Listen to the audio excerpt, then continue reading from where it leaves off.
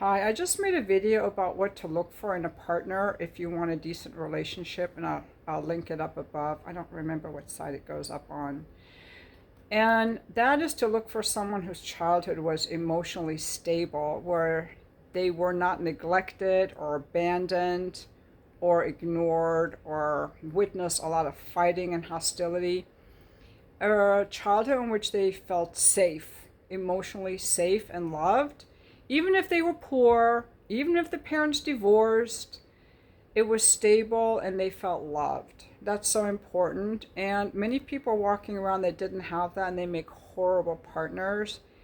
And that's the main thing that you want to look for if these people need to have done their healing work. But there are some people that don't want a healed partner.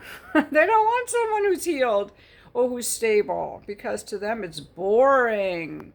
They need the excitement and the drama of not knowing what's going to happen or some kind of a fight because making up feels so good. These people have issues too.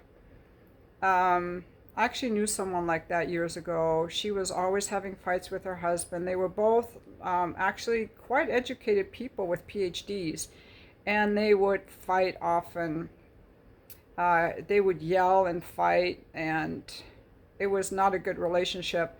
But she thought my relationship with my husband was boring because we didn't have those fights and it was stable. She thought it was way too boring. How could I be with him? So maybe you know people like that. But this friend that I had, she grew up not feeling loved by her father. Did not feel loved, and she had never gone to therapy, and she didn't want to go to therapy. And the she and her husband didn't go to therapy. She ended up turning into an alcoholic because of all the yelling, and then she had to go to AA and all that. And she divorced him and never got remarried. This was like a long time ago when my kids were still little.